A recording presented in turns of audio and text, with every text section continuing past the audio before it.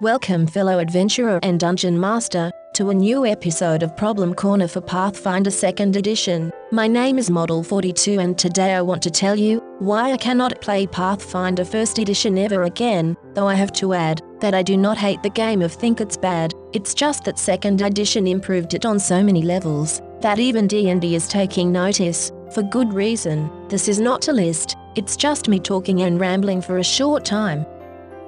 First up, the game is impeccable balanced, though not perfect, since that is damn near impossible. What do I mean with that? Pretty much anything in the game, your character, her abilities, her spells, her gear as well as the enemies and hazards you face, all have a level. This level is not for show anymore, since it tells you for what level of a player group that enemy or item is meant for. If you give a level 3 player a demon armor, which is level 13, you should know that you just broke the balance of the game in a drastic measure. Also, a group of 4 heroes of level 3, who have decent gear for their level and is fully rested can face and defeat a level 7 enemy, though it will be tough. Go any higher than that and you run an almost guarantee that the group will perish. This leads perfectly into the next point. It is very easy to make balanced encounters with that level system and also control how fast the players level. Make a lot of low-level encounters and it will take longer. If they fight stronger enemies more often, they will level up quicker. Also, and this might be the favorite of many people out there, the action economy is simply amazing. You have 3 actions each turn, 1 reaction per round, and unlimited free actions, as long as they make sense. All things you can do, no matter if connected to your skills. If you attack or cast a spell, either cost 1, 2 or 3 actions and you can do them in any order you like. It is so simple and easy, without having to differentiate between move actions, standard actions, full round actions, free actions, immediate actions, reactions, bonus actions and whatever else. What an upgrade, and it also makes combat flow better, quicker and more creatively. This might be the best system I have ever seen in any tabletop role-playing game.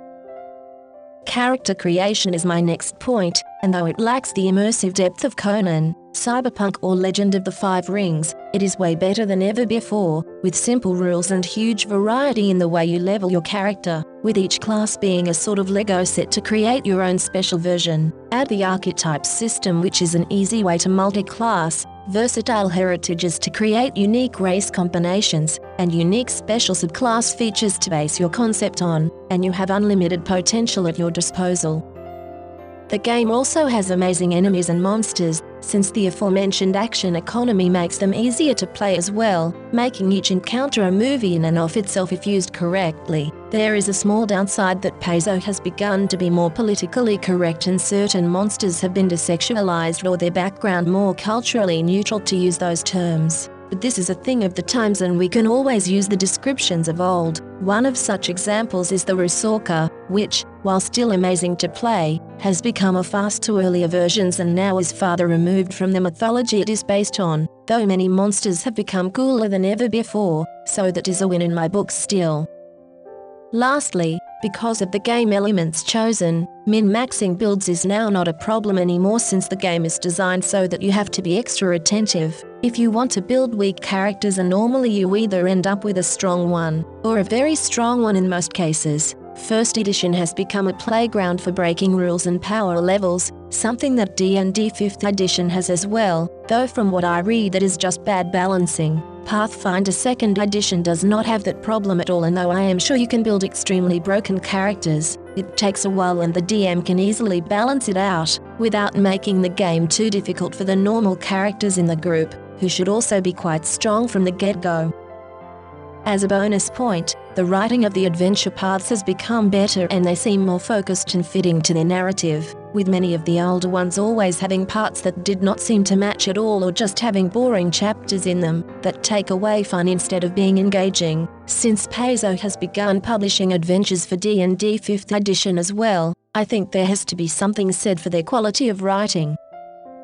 But what about your observations? Did you come from 1st edition or D&D to Pathfinder 2nd edition, and what did you like about this new world you find yourself in? Tell me in the comments since I am anxious to read about it. Thank you for staying with me till the end, and if you want more content and guides, Just subscribe to get more and don't forget to like if you found this interesting. Stay safe my friends and we'll see each other somewhere on the roads of Galarian.